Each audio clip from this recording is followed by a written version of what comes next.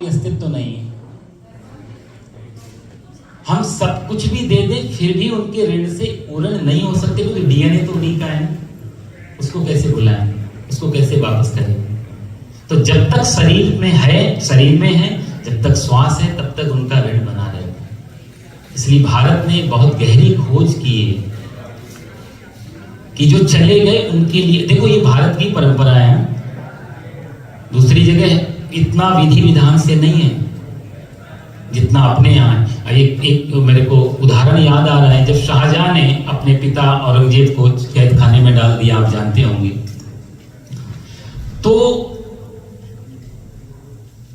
गर्मी का महीना, इतनी ज्यादा गर्मी थी, तो उसके पिता को प्यास लगी, और जो पानी बड़ा नाप के देता था वो जल, किसी मटकी वगैरह, तो उसके पिता ने संदेश भिजवाया, कहा जो मेरे बेटे से बोलो जाके, कम से गर्मी बढ़ रही है, जून का महीना, थोड़ा पानी की मात्रा तो बढ़ाए, क्योंकि पानी और खाना बड़ा नाप से, आप हिस्ट्री पढ़ सकते हैं, ऐसा कोई नहीं, मैं कोई अपना तरफ से नहीं, पानी खाना दोनों नाप से जाता था। बोला मेरा पानी तो बढ़ा दे कम से कम। सैनिक ने जाके जब उसके बच्चे से कहा, औरंगजेब से, कि ये ऐसा मैसेज आया है तुम्हारे पिताजी का, पानी तो बढ़ा सकते, तो उसके पुत्र ने कहा कि उनको जाके बोलो मैं तुम्हें सिर्फ जिंदा रह पाओ उतना ही दे रहा हूं, कोई पानी वानी नहीं बढ़ेगा। वापस अलम की कथा है, उतना नहीं। उसके पिता का क्या स्टेटमेंट है, वो आज भी है, उसने लिखा अरबी भाषा। वो कहता है कि मेरे बेटे को जाके इतना जरूर बोलना, जिन लोगों के ऊपर तुम शासन कर रहे हो ना, जिस भारत पे हम शासन कर रहे हैं, उस भारत की धन्य हो वो परंपरा कि तू जिंदा को पानी नहीं दे रहा है, और ये लोग मरने के बाद 3 पीढ़ियों को भी जल देते हैं, जिसको हम तर्पण बोलते हैं। वो भारत देश, पिताजी की तरफ की पीढ़ी, माता पिता, दादा दादी, और परदादा माता जी की तरफ मामा, नाना नानी, परना, इधर पत्नी की तरफ से ससुर। धन्य है वो देश जहां इतनी खोज की, और ये वैज्ञानिक भी है, इसके अपने भाव भी हैं, लेकिन प्रैक्टिकली देखो तो भी हम लोग थैंक्सगिविंग अभी मना के निकले, वही तो है ये, जस्ट उनको थैंक यू बोलना। तो उसकी बहुत सारी विधियां हैं अलग अलग, और मैं मानता हूं कि सर्वश्रेष्ठ विधि तो यही है, जैसे हमारे संजय जी ने जो ये प्रोग्राम रखा, आप सब लोग इन्वॉल्व हो गए इसमें। बाकी विधियों में इंडिविजुअल विधि है, आपको बिठाया, हम बैठे दोनों मिलकर के करते, लेकिन इसमें आप सबका समय का सदुपयोग हो गया। काश कोई बात, कोई ऐसा भजन, कोई ऐसी लाइन आपके दिल को छू जाए, और हो सर वहां से जीवन थोड़ा परिवर्तन हो जाए, तो ये श्राद्ध धन्य हो जाए। किसी का भी मन यदि बदल गया इस सत्संग से, तो इनका प्रोग्राम सफल हो, अपना जीवन सफल।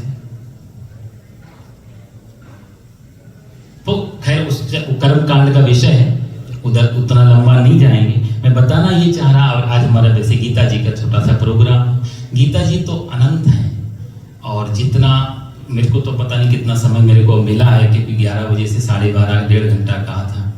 अब वो समय किसकी वजह से गड़बड़ हुआ, आप सब लोग डिसाइड करना, लेकिन मैं थोड़ा तो समय लूंगा। अभी 1-1.5 घंटा गाड़ी चला के आए साहब, तो कुछ तो मिले समय, तो आप थोड़ा कोऑपरेट करना। ये आएंगे भी मेरे को बताने, तो आप थोड़ा सा सहयोग कर देना।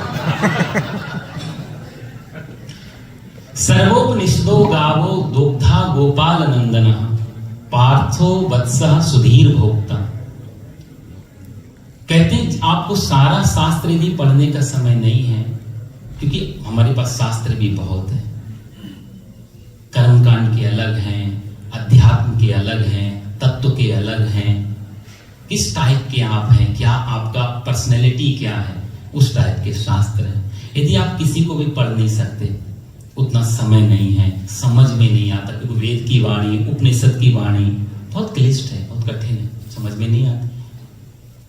तो कहते हैं कि सर्वोपनिषदों, सारे उपनिषद, सारे शास्त्र, सारे वेद यदि आप नहीं पढ़ सकते, सिर्फ गीता जी पढ़ लो। ये 18 अध्याय 700 श्लोक की गीता, इसमें ऐसा दुनिया का कोई प्रश्न नहीं है जिसका उत्तर श्री गीता में ना हो। ऐसी कोई शंका, ऐसा कोई संदेह, ऐसा कोई डाउट नहीं है, आप किसी को भी ले लो। जैसे महाभारत है ना, अपने यहाँ ग्रंथ, महाभारत में कहते हैं कि व्यासोच्छिष्टम जगत सर्वम, इस जगत में जितने भी अध्यात्म, जितने भी धर्म, जितने भी शास्त्र, जितने भी रिलीजन हैं, सब व्यास जी के मुख से निकले हुए हैं, चाहे वो माने या ना माने। मतलब व्यास जी वो कह चुके हैं, आपको उसी का ट्रांसलेशन किसी भी धर्म में मिल जाएगा। महाभारत जो व्यास जी ने लिखा है, अब तो काफी श्लोक उसके नहीं हमारे पास में, लेकिन फिर भी अभी भी महाभारत में आप कोई भी आप, और मैं तो कहूंगा धर्म को भी छोड़ दो, आप हॉलीवुड, बॉलीवुड, लॉलीवुड, किसी भी कंट्री की आप कोई भी मूवी उठा लो, कोई भी सीरियल उठा लो, कोई भी नाटक ले लो, आप कोई भी घटना ले लो उस फिल्म की, उसकी थीम लाइन आपको महाभारत ग्रंथ से मिल जाएगी। सब कुछ लिखा हुआ। कोई ऐसी इमेजिनेशन अब नहीं कर सकता जो पहले हमारे भारत ने ना कर ली। ये बड़ा गौरव है अपना साहब, ये बड़ा गर्व का विषय है। बस थोड़ा सा मोड़ने की जरूरत है, थोड़ा वैल्यू, थोड़ा इंपोर्टेंस देने की जरूरत है, महत्व देने की जरूरत। कहीं भी रहें, कुछ भी अपनी जो संस्कृति की डोर है यदि उससे जुड़े रहेंगे, कहते हैं वृक्ष कितना भी बड़ा हो, कहीं से भी काट दो, सिर्फ जड़ से जुड़ा रहे, उसका विनाश नहीं। सिर्फ जड़, हमारी रूट है, हमारे शास्त्र, हमारे ग्रंथ, हमारी परंपराएं, हमारी संस्कृति, हमारा देश, किसी का विरोध नहीं।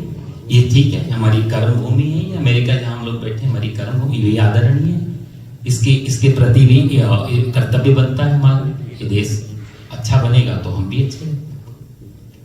लेकिन जननी जन्मभूमि स्वर्गादपि गरीयसी, जहां हमने जन्म लिया, जो हमारी मातृभूमि रही, उसका गौरव तो अनंत है साहब।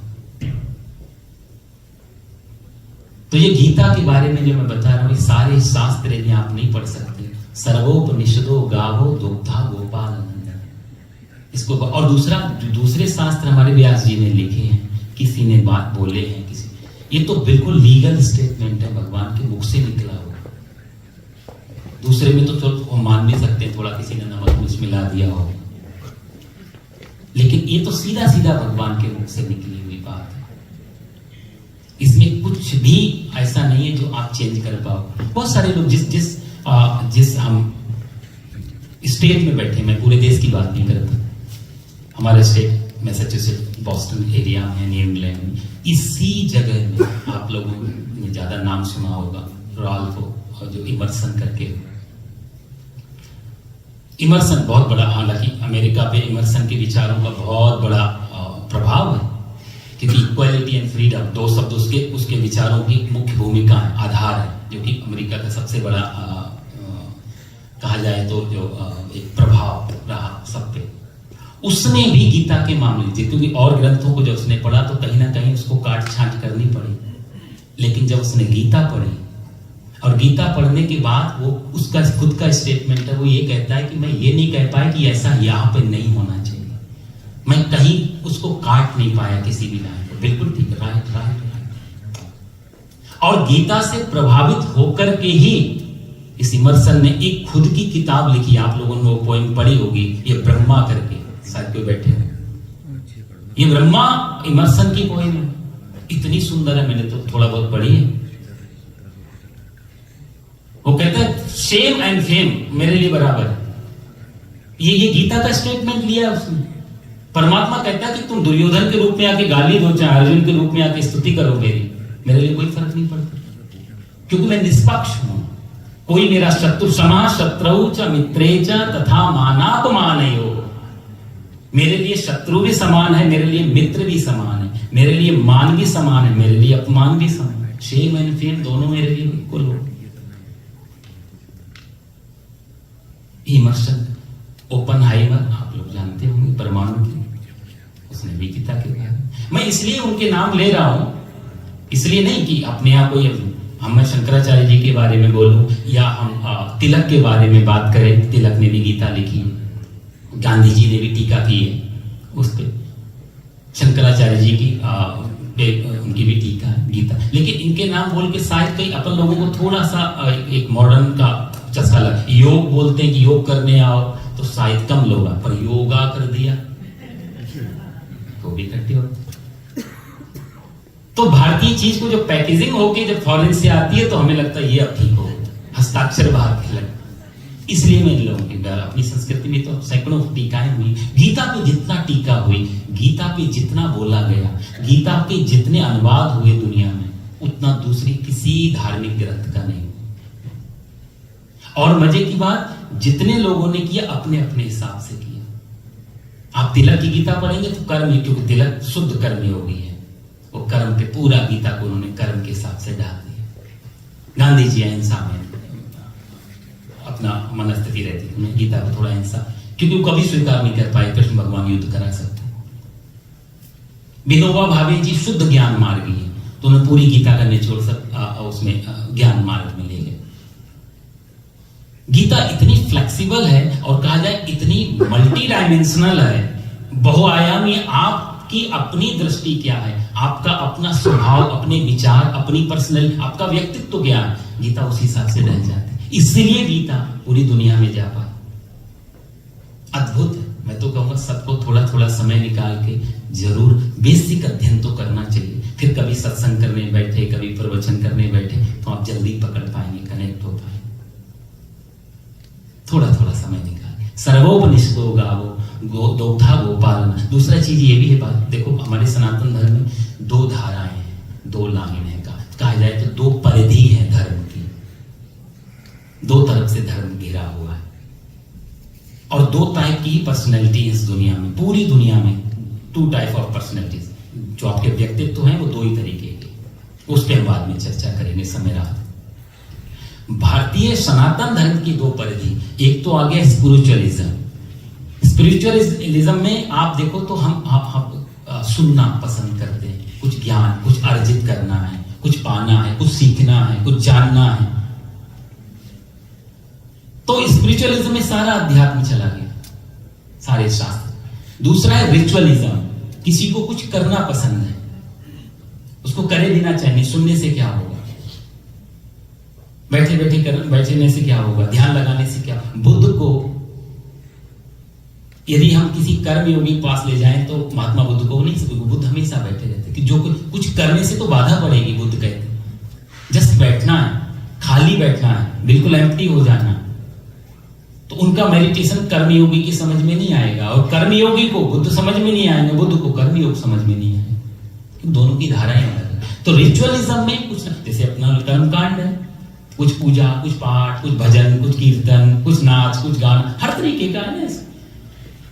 दोनों ही परिधि हैं। आप किस धारा में बह पाते हो, आपका मन किस धारा में लग पाता है, वो आपका टाइप हो गया। कंफ्यूजन तब पैदा होता है कि मैं सुनना पसंद है, हमसे कुछ करवाया जा रहा है, और कंफ्यूजन तब पैदा होता है जब हमसे कुछ करना पसंद है, हमको ध्यान में। इसलिए कर्मयोगी को हम ध्यान में ले जाएंगे, डिस्टर्ब हो जाएगा, परेशान हो जाएगा, कंफ्यूज हो जाएगा। आजकल यही मुश्किल खड़ी हो रही है ना, क्योंकि हम पहचान नहीं पा रहे सामने वाले की पर्सनैलिटी क्या, वो चाहता क्या, वो जी कैसे रहा है, और बिना उसको एनालिसिस किए हम उसको धर्म में डाल देते हैं। इसलिए क्रांति नहीं घट पाती, इसलिए वो वहां पहुंच नहीं पाता।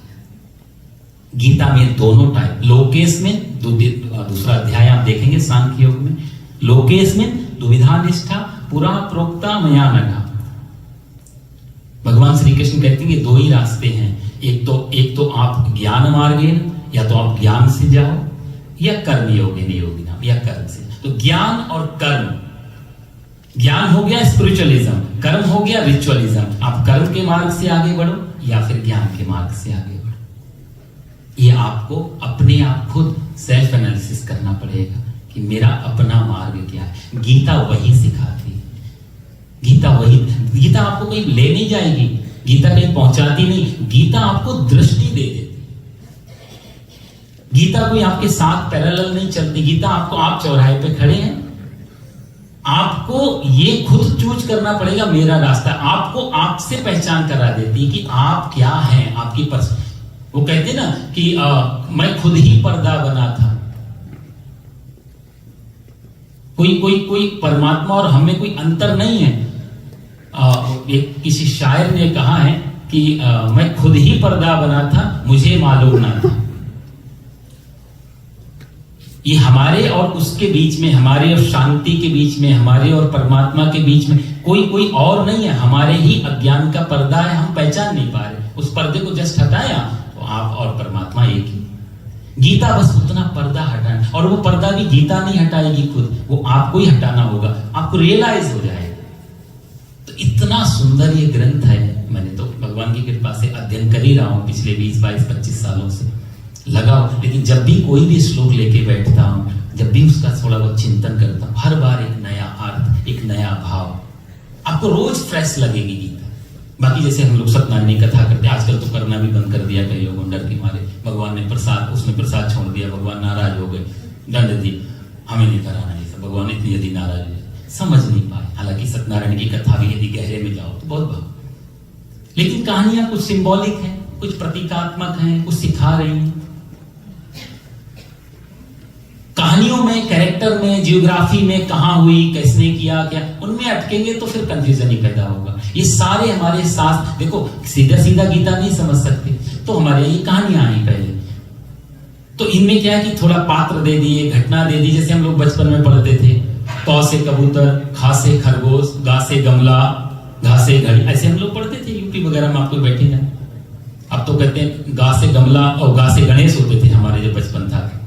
गा से गणेश थे, कम्युनिज्म आया, कुछ लोगों को बड़ी आपत्ति रही, गा से गणेश नहीं माननी, गणेश नहीं चाहिए, गणेश को मानते नहीं, मूर्ति पूजा में बहस चली इसके ऊपर। बुजुर्ग लोग जो पुराने शायद जानते होंगे इस बात को। मैं इसलिए बता रहा हूं क्या क्या किस लेवल की हमारी सोच है। गा से गणेश पसंद नहीं थे, बहस हुई पार्लियामेंट, संशोधन किया गया कॉन्स्टिट्यूशन में, अब गा से गणेश को हटा दिया।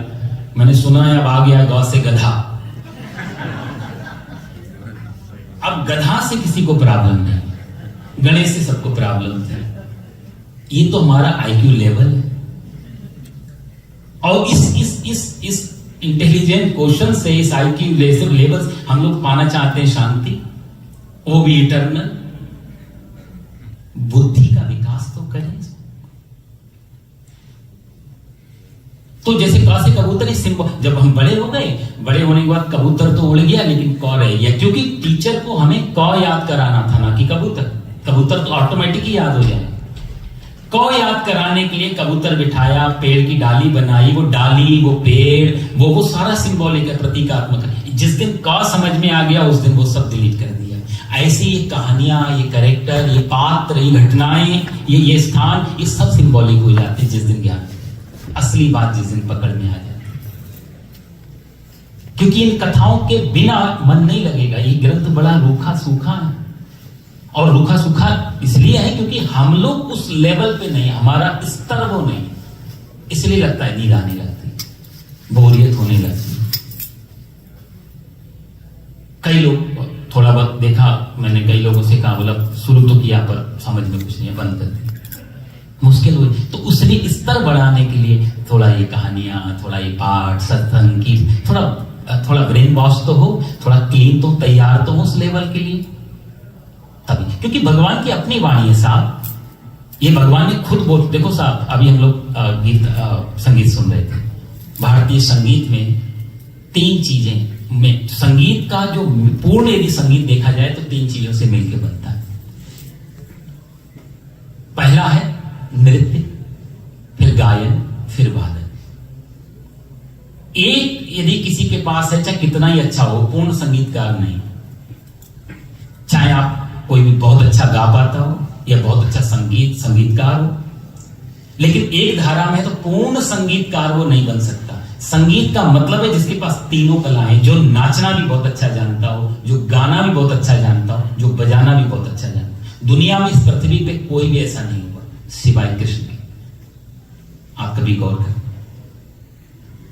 चाहे हमारे भारत के तानसेन रहे हों, चाहे वो स्वामी हरिदास जी रहे हों, चाहे विष्णु दिगंबर पद्धति है, चाहे भाखंडे, जितने भी संगीत के आप लोग बैठे जानकारी, जितनी पद्धतियां हैं, सब में एक दिशा में था। चाहे आप वेस्टर्न में भी चले जाओ, बीथोवेन है, मोजार्ट है, बाग है, ये भी, लेकिन एक धारा है उनके पास।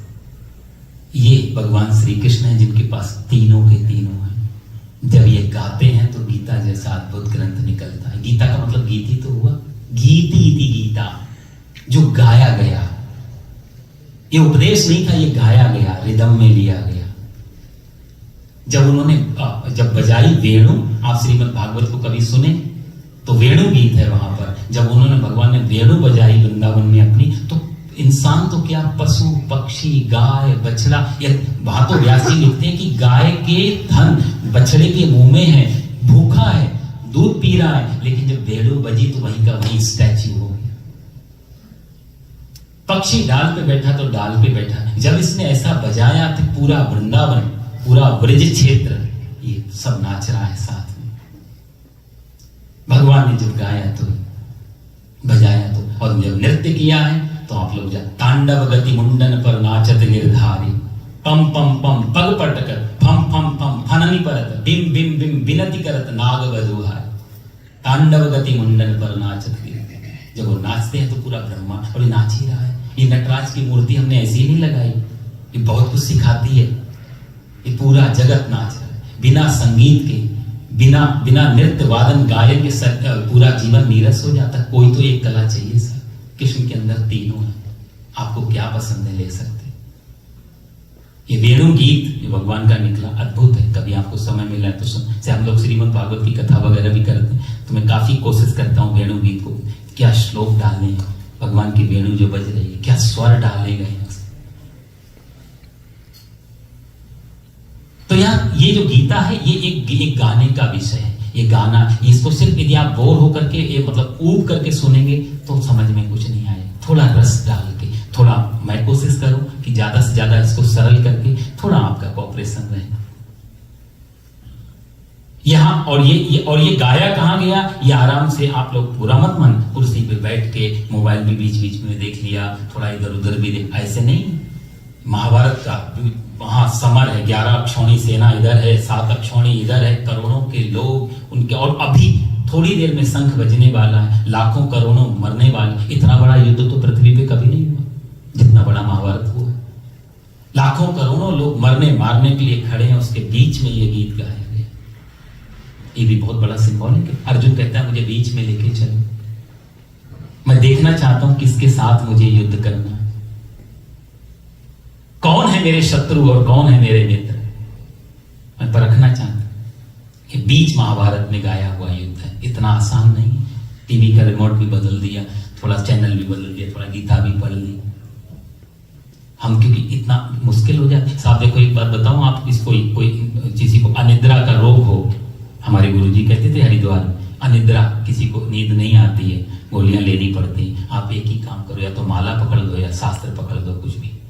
थोड़ी देर में आपको बिना गोली की, और थोड़ी देर में आपका ठीक भी हो जाएगी।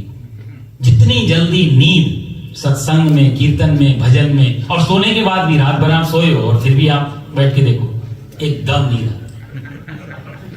इतनी अच्छी थकाने कई लोग आकर के, हम लोग जब भागवत की कथाएं आदि करते हैं तो बैठते हैं अपना वो भी खोज की, कहाँ दीवार है, पिलर हो पीछे ना, ऐसे आराम से बैठ गए, उनको मालूम है। अब जैसे ही अपना सत्संग शुरू हुआ, आंख बंद की, 2-2.5 घंटे की बढ़िया सी जो लास्ट में जयकारा लगाया, बोलो सच्चिदानंद भगवान की। जैसे ही जयकारा लगा तुरंत खुलिया, महाराज बड़ी अच्छी कथा की, आनंद आ गया। अरे क्या सुना, बोला वो तो पता नहीं, मारे 2-2 गोली लेके भी नींद नहीं आती है, पर यहाँ तो बैठते ही आ गए कुछ तो। ये जब तक आप, क्योंकि हम जब वैल्यू देना चालू करते हैं किसी चीज को, तो उबासी, ये बोरियत, ये नींद, ये सब का है। हम वैल्यू बांधे, यदि नींद आपको फिल्म में नींद नहीं आएगी, यदि इंटरेस्टिंग फिल्म लगी हो, टाइम से भी आप पहले पहुंचेंगे, 5 मिनट की कोई सीन छूट ना जाए, कोई क्लाइमेक्स ना रह जाए। लेकिन आज सत्संग था, आप देख लो अपना टाइम टेबल, तब आप पहुंचे। संजय जी ने मेरे को कहा था 10 बजे शार्प पहुंच जाना, मेरे को भी डर लगा कि बीएसपी के लोग हैं भाई, टाइम टेबल बड़ा कड़क हो, लेकिन बाद में फिर पता लगा सत्संग ही था ना, इसलिए कोई दिक्कत नहीं। हम कहाँ कितना महत्व दे रहे हैं साहब, ये सारा महत्व का खेल है, कितना हम इसको महत्व देते हैं। अद्भुत वाणी है। मैं दूसरी तरफ नहीं जाऊंगा, वापस लौट के गीता की तरफ क्योंकि इतना कुछ मन में आता है अनकॉन्शियस में, ये भी बताऊं, लेकिन मुख्य धारा हमारी गीत, तो हम रूट इसी को लेके आगे बढ़ेंगे। बताना मैं ये चाह रहा था, ये गीता है हमारी गीता, 18 इसमें अध्याय है, 700 श्लोक हैं। बहुत सारे प्रश्न हैं इसमें अर्जुन के। धीरे अर्जुन जो प्रश्न शुरुआत कर, आप पहले तो अभी देखो गीता घट रही है महाभारत के युद्ध के बीच में, दोनों सेनाओं के बीच में। गीता की शुरुआत जो हो रही है वो धृतराष्ट्र से हो रही है। आप कोई भी ग्रंथ लिखें, कुछ भी आप अपना जो भी बायोग्राफी लिखें या कोई भी ग्रंथ, तो आप लिखते समय कोशिश करते हैं पहली लाइन या शुरुआत का जो हम लोग मंगलाचरण बोलते हैं, वो मंगलाचरण अच्छे जगह से, अच्छी शुरुआत से हो। अच्छी देवी देवता, सरस्वती नमस्तुभ्यं वरदे काम रूपिणीं विद्यारंभम करिष्यामि सिद्धिर्भवतु मे सदा। एक अच्छा उसको विचार को शुरुआत में, क्योंकि वही सारा पीछा करेगा। मंगलाचरण बताता है कि अंदर कितनी गहराई है, लेकिन यहां व्यास जी ने गीता की शुरुआत एक अंधे आदमी से शुरू की है। शायद इस पृथ्वी पे कोई भी ऐसे नहीं करेगा। धृतराष्ट्र से शुरू की है। आपको बताऊं साहब, ये जो गीता है हमारे पास, हमारे हाथ में जन्म नहीं है। हम अपनी मर्जी से पैदा नहीं हुए। जन्म लेने में भी हम परतंत्र थे और मृत्यु भी हमारे हाथ में नहीं। ये जीवन के दो धाराएं, दो तट हैं, दो किनारे हैं, एक जन्म और एक मृत्यु। ये दोनों हमारे हाथ में नहीं है। ये दोनों हमारी बिना मर्जी के हुए हैं और होंगे, लेकिन हमारे हाथ में क्या है? जीवन। जन्म और जीवन अपने हाथ में है। वो अपने हम चाहें तो किसी गलत रास्ते पे, चाहे तो अच्छे रास्ते, चाहे हम हिटलर, तैमूरलंग और चंगेज खान जैसे रास्ता भी पकड़ सकते हैं, और चाहे बुद्ध, महावीर और नानक जी जैसे इनके भी अनुयायी बन सकते हैं, क्योंकि जीवन अपने हाथ में। ये गीता आपको आपका जीवन वापस देगी। ये धृतराष्ट्र से शुरुआत हो रही है। धृतराष्ट्र पूछ रहा है संजय से, अंधा आदमी प्रश्न करता है। आप संजय, धर्म क्षेत्रे कुरुक्षेत्रे समवेता युयुत्सवः मामकाः पांडवाश्चैव किम कुर्वत संजय। ये संजय क्या हो रहा है वहां पे युद्ध की भूमि में? इसको गीता नहीं सुननी थी धृतराष्ट्र को, ये तो ये जानना है कि युद्ध में क्या हो रहा है। शब्द पकड़ो आप, धर्म क्षेत्रे कुरुक्षेत्रे। हमारे स्वामी बहुत बड़े महात्मा हुए, स्वामी राम सुखदास जी, बहुत बड़ी व्याख्याएं की उन्होंने, कई अर्थ निकाले। उतना समय तो नहीं है, लेकिन मैं आपको कुछ बता रहा हूं। धर्म क्षेत्रे कुरुक्षेत्रे, यदि धर्म और कुरु मतलब होता है करना, यदि धर्म ले लिया, कुरु ले लिया, क्षेत्रे क्षेत्रे, ये चार शब्दों में धर्म क्षेत्रे कुरुक्षेत्रे, दोनों का क्षेत्र निकाल दो तो जगह जगह, और धर्मम और कुरु हर जगह, हमारे क्षेत्र में हर जगह हम धार्मिक हो सकते, हर जगह धर्म कर सकते। यहां से शुरुआत है। हम यदि आईटी में हैं, आईटी मेरा धर्म हो गया। मेरे को जो सैलरी मिल रही उतना मैं आउटपुट दे पा रहा हूं या नहीं, उसके साथ कितना लॉयल हूं कंपनी के साथ। यदि मैं मेडिकल में हूं तो पेशेंट के साथ में लॉयल हूं या नहीं, कोई दबाव में तो नहीं हूं। इंश्योरेंस का डॉक्टर लोग बैठे हैं, आप करना, कोई दबाव तो नहीं, प्रेशर ऊपर से हॉस्पिटल का, इंश्योरेंस कंपनी का। पेशेंट के साथ हम कितना लॉयल हो पाते हैं? धर्म क्षेत्र कुरुक्षेत्र, मेरा ये धर्म है, मेरा ये कर्म है। यदि मैं आप लोगों के सामने यहाँ बैठा हूं तो मेरा धर्म क्षेत्र है। मैं आपको जितना भी हो सके उतना निकाल करके दूं, बजाय घड़ी देखने के। धर्म क्षेत्र कुरुक्षेत्र। दूसरा इसका अर्थ है कि देखो आप, कुरुक्षेत्र कहां बना है? धर्म क्षेत्र, पहला शब्द है धर्म क्षेत्र में। धर्म क्षेत्र कुरु युयुत्सवा, युद्ध की इच्छा से धर्म क्षेत्र में इकट्ठे हुए। आप फिलॉसफी पकड़ पा रहे हैं ना, क्योंकि ये बहुत बड़ा दर्शन है ये गीता। यहां शब्दों को इतना घुमाया, क्योंकि कृष्ण भगवान के ना बहुत ज्यादा सूत्रात्मक पद्धति से बोला है उन्होंने, नहीं तो गीता बहुत लंबी हो जाती। ये बिल्कुल फॉर्मूला है, इनको डिकोड करना पड़ेगा तो आपको एक्सप्लेनेशन बहुत कुछ मिलेगा। धर्म के क्षेत्र में युद्ध की इच्छा से लड़ने के लिए जो आए हैं, धर्म की इच्छा से, और युद्ध की इच्छा से और धर्म के क्षेत्र में, यही तो गीता का ये ट्रांसलेशन हो रहा है। आज भी आप देखो वही घट रहा है। जितने युद्ध, जितनी लड़ाइयां, जितने झगड़े धर्म के क्षेत्र में होते हैं, उतने शायद अधर्म के क्षेत्र में नहीं होते। आज भी वर्तमान में न किसी कंट्री का नाम, जितने भी युद्ध चल रहे हैं आप देखो धर्म क्षेत्र के अंदर ही चल रहे हैं। ये जो 5000 साल पहले जो ये समस्या थी, वही समस्या आज भी इस दुनिया के कई कोनों में। हमारा कश्मीर सबसे बड़ा धर्म क्षेत्र रहा भारत का, क्योंकि कश्मीर के विद्वान इस पृथ्वी पे सबसे बड़े विद्वान माने जाते थे।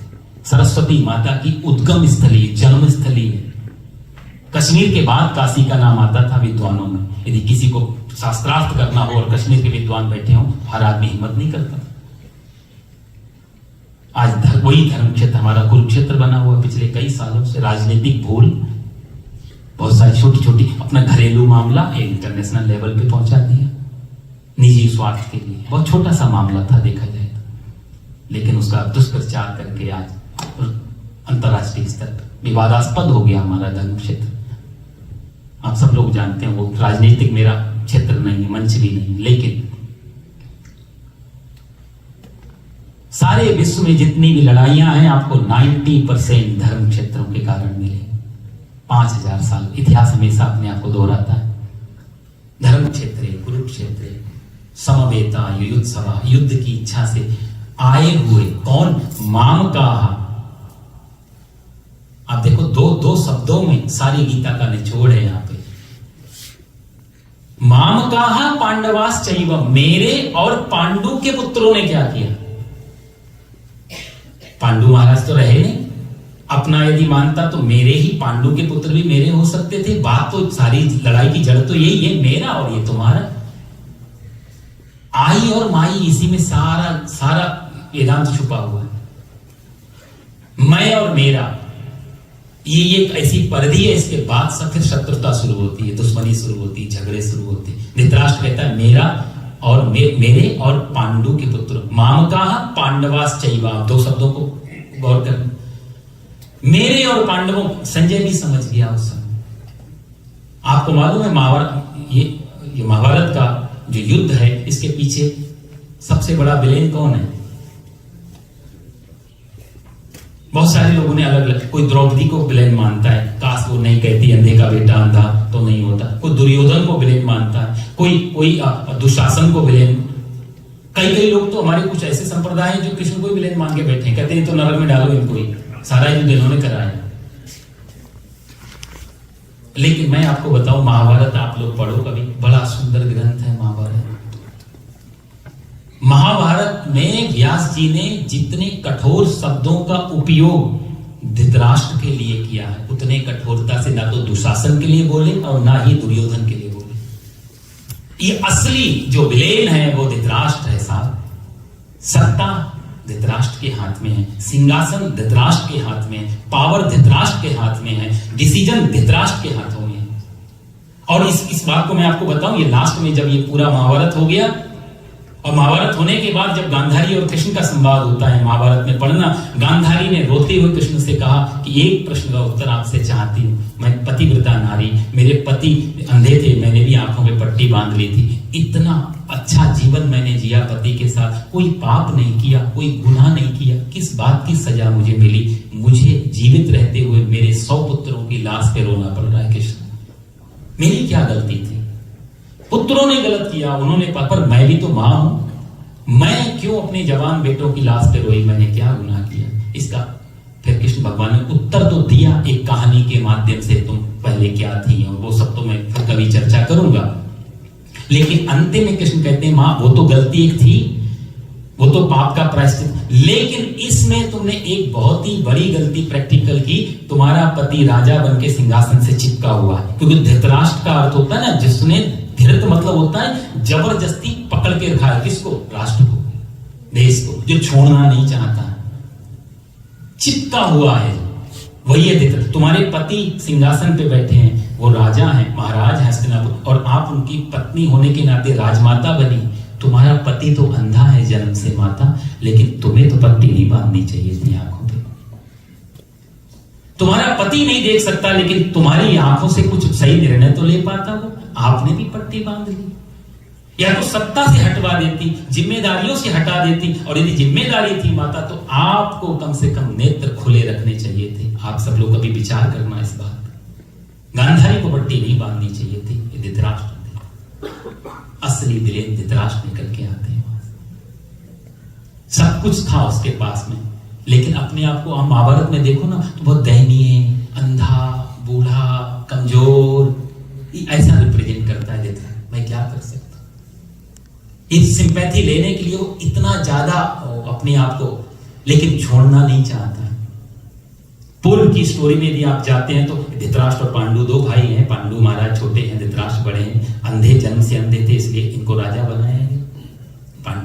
पांडु को पांडु रोग हो गया था। आप लोग, एनीमिया था उनको, हीमोग्लोबिन बिल्कुल, ये जो पांडु रोग है बहुत प्राचीन, हीमोग्लोबिन बिल्कुल डाउन था। उन्होंने बोला तुम यहाँ रहोगे, जल्दी से तुम्हें एलर्जी हो सकती है, इन्फेक्शन हो सकती, दूर जाके रखा उनको। एक दिन वो माद्री के कारण स्वर्गवास हो गया। वापस फिर इनको किसी न किसी को तो बिठाना पड़ेगा धृतराष्ट्र को। लेकिन सही में पांडु महाराज राजा थे तो इनके बेटे का आधा तो बनता ही है। बेसिक कहानी में यदि हम जाते हैं तो वो 50-50, और ये ज्यादा पूरा तो नहीं मांग रहे थे। युवराज तो युधिष्ठिर ही थे उस समय, लेकिन धृतराष्ट्र ने जबरदस्ती दुर्योधन को बिठाया। आधा ही मांग रहे थे, लास्ट में तो 5 गांव मांगे, उतना भी मना कर दिया। कृष्ण भगवान को लोग विलेन मानते, कृष्ण भगवान सबसे पहले शांति दूत बन के गए थे। कितना समझाया है वहां पे। दुर्योधन को भी बच्चा है, तूने युद्ध नहीं देखे, तो जिस युद्ध की तैयारी कर रहा है ना, वो पृथ्वी पे बहुत बड़ा, ना भूतो ना भविष्यति, ना हुआ ना होगा, इसलिए छोड़ दे जिद, आधा दे दे, 5 गांव दे दे, निपटा ले। कृष्ण से ज्यादा शांति प्रस्ताव किसी ने भी, इस शांति दूत बन के कृष्ण ने बहुत प्रयास किया। उसको कृष्ण कोई बंदी बनाने लगा, इतना धर्म का उपदेश देता है, मैं सब जानता हूं। देखो साहब, दुर्योधन का स्टेटमेंट क्या है वहां पे जब कृष्ण समझाते हैं, धर्म क्या है, नीति क्या है, मोरल के सबके बारे में जब समझाने जाते तो दुर्योधन का वहां स्टेटमेंट है, केशव मुझे समझाओ मत, जानामि धर्मम नाचा में निवृत्ति, जानामि अधर्मम नाचा में प्रवृत्ति, जानामि धर्मम नाचा में प्रवृत्ति और जानामि अधर्मम नाचा में निवृत्ति। कृष्ण जो तुम कहते हो ना, ये धार्मिक बातें और ये विचार की बातें और ये नीति, ये सब मेरे को आता है। जानामि धर्म, धर्म जानता हूं क्या है, मुझे मालूम है अच्छा क्या है, लेकिन नाचा में निवृत्ति, और नाचा में प्रवृत्ति, उसमें मैं इन्वॉल्व नहीं हो सकता, उसको मैं कर नहीं सकता, उसको मैं फॉलो नहीं कर सकता, मेरी मजबूरी है। और मैं ये भी जानता हूं कि गलत क्या है, अधर्म क्या है, लेकिन केशव नाचा में निवृत्ति, मैं उसको छोड़ भी नहीं सकता। ये अंतिम बात जब दुर्योधन ने बोली कि जब मान के बैठा है जानते हुए भी और कहता है मैं छोड़ नहीं सकता और उससे मैं मुक्त, अधर्म से मुक्त नहीं हो, भगवान श्री कृष्ण उसी समय वापस आ गए। सुधारना तो उसको होगा ना जो सुधरना चाहे साहब। प्यासा ही पानी की तरफ जाता, उसको तो आप पानी पिला सकते हो। बीमार यदि ये मान के चले कि मुझे ठीक ही नहीं होना, तो दुनिया का कितने बड़े डॉक्टर को लाके रख दो। पहला तो वो डॉक्टर कोशिश करते हैं कि आपको तैयार करें मेंटली, आपको ठीक, आपकी विल पावर, आपकी इम्यूनिटी सब डिपेंड कर रही है दवाइयों। यदि आप ठीक होना नहीं चाहें तो दुनिया का कोई भी डॉक्टर ठीक नहीं कर सकता। आप यदि आपके पास पात्र नहीं है, आप खाली नहीं है, आप कुछ लेने को स्वीकार नहीं, तो कोई भी शिक्षक, कोई भी टीचर, कोई भी गुरु कुछ नहीं कर सकते। दुर्योधन भरा हुआ है अहंकार से, फुल है। रात भर भी यदि उसे समझाया जाए, दिन भर भी वो नहीं समझ पाए। दुर्योधन और अर्जुन का यही फर्क है, अर्जुन खाली घड़ा लेके बैठा है, पात्र खाली के, साधी माम त्वाम प्रपन्नम, हे केशव मेरे को साध लो, मेरे को संभालो, मेरे को बताओ मुझे किधर जाना है, अहम त्वाम, मैं तुम्हारी शरण में हूं। ये जो झुका अर्जुन, आप देखो पहले अध्याय के जाते जाते अर्जुन ऊंचाई पे चढ़ रहा है, तर्क दे रहा है, दलील, जैसे अपन लोग दलील देते हैं, क्यों नहीं आया ऐसा पूजा, काम था, ये था, वो था, बहुत सारी चीजें, दलीलें अपने पास भी होती। अर्जुन के पास भी दलील है, युद्ध क्यों नहीं करूंगा, भिक्षा मांग, भैक्षम अपीह लोके गुरुन हत्वा ही महानुभावान, ये गुरु जी को मारने से क्या मिलेगा, ये चचेरे तहेरे ममेरे ये सब मेरी तो सगे, इनको मार के क्या मिलेगा, इससे अच्छा तो मैं इस दुनिया में भिक्षा मांग करके अपना गुजारा कर लूं। तर्क ऐसे हैं, यदि किसी नीति शास्त्र के पास बैठा दिया जाए, इसलिए तो गांधी जी को गीता नहीं पच पा रही है पूरी, इस दृष्टि से तो सोच भी, कल्पना भी तक नहीं कर पा रहे हैं कि गांधी, ये अर्जुन के तर्क उनको बिल्कुल फिट लगते हैं।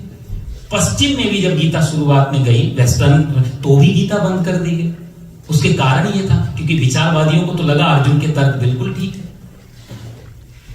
लेकिन जैसे जैसे आगे बढ़े, क्योंकि तर्क अर्जुन का क्या था, मेरे अपने, और वही धृतराष्ट्र का तर्क है। आप देखो अर्जुन का जो आर्ग्यू है और धृतराष्ट्र दोनों के सेम, माम का पांडवा, मेरे और पांडु के पुत्रों ने किया, और अर्जुन भी कह रहा है कि मैं अपनों को क्यों मारूं, इससे अच्छा तो मैं भिक्षा लेके भोजन कर लूं।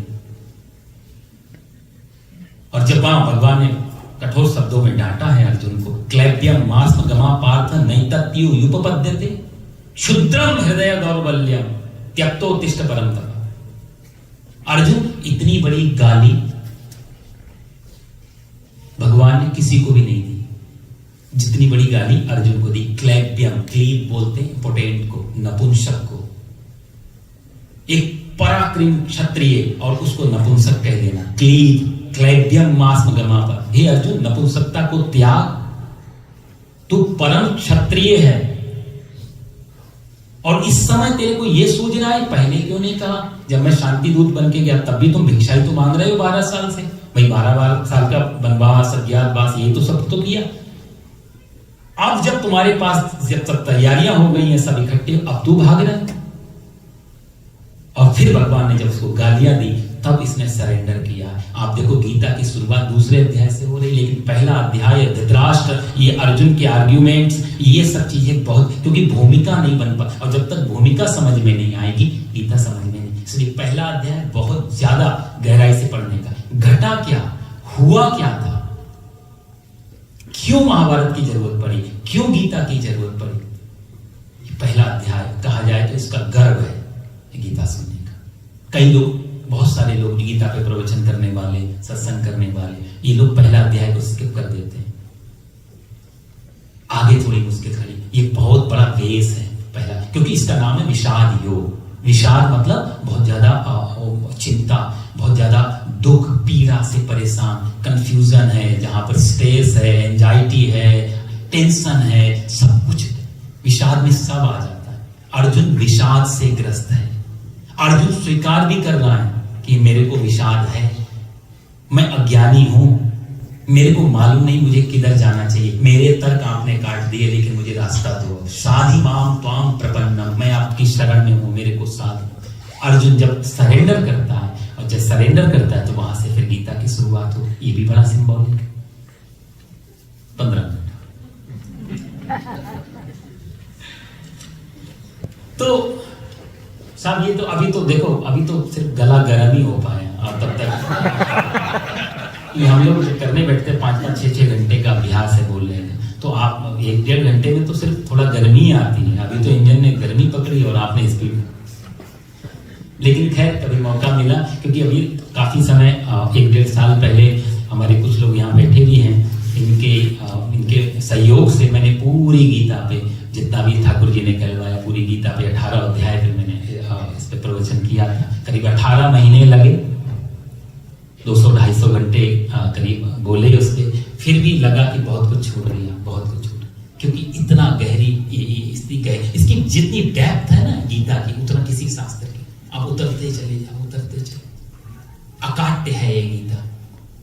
दूसरे तर्कों, दूसरे शास्त्रों में या किसी, आप देखो ये जो जैसे पाश्चात्य के जो ग्रंथ हैं, किसी का विरोध नहीं, पर जैसे पूरी वेस्टर्न फिलॉसफी ये जो टिकी है, 2-3 इनके मेन ग्रंथ हैं, चाहे वो अरिस्टोटल का ऑर्गेनम हो, चाहे बेकन का नोवम ऑर्गेनम हो, चाहे वो इसके बाद आ जाता है टर्सियन ऑर्गेनम हो गया, पीडी पेंस्की। ये सारा फिलॉसफी पश्चिम की 3 किताबों के ऊपर टिकी। अपने यहाँ 108 उपनिषद हैं, लेकिन उन सब की उतनी गहराई नहीं जितनी गीता की व्याख्या कर सकते हो। एक श्लोक पे, एक शब्द को पकड़। ये धर्म क्षेत्र पे भी 2 घंटे बोला था एक बार, पूरा सिर्फ धर्म क्षेत्र। एक धर्म क्या है, धर्म को हम मान के चलते हैं, कोई जैसे मंदिर जाते हैं वो धर्म है, ये धर्म का पार्ट हो सकता है, लेकिन धर्म नहीं। धर्म अपने आप में ये जो रिलीजन, सब पहली बात मैं आपको बोलता हूं, धर्म की ट्रांसलेशन हो ही नहीं सकता किसी दूसरी भाषा में, क्योंकि जिसको हम रिलीजन बोलते हैं, या मेटाफिजिक्स है, या थियोलॉजी है, इन सबको धर्म नहीं बोला जाता। धर्म एक अपने आप का है। जैसे अपने यहाँ दर्शन है, दर्शन को हम लोगों ने ट्रांसलेट किया फिलॉसफी में। दर्शन में और फिलॉसफी में बहुत अंतर है, जमीन आसमान का अंतर है। किसी व्यंग्यकार को मैं पढ़ रहा था, वो कहता फिलॉसफी क्या है, दर्शन नहीं, फिलॉसफी क्या है। बोला philosophy like is being in the dark room and looking for a cat. आप किसी अंधेरे कमरे में हैं और काली बिल्ली को खोज रहे हैं, ये है दर्शन। ओ सॉरी, ये फिलॉसफी है, दर्शन नहीं है। मेटाफिजिक्स क्या है कि metaphysics like is being in the dark room and looking for a black cat that is not there.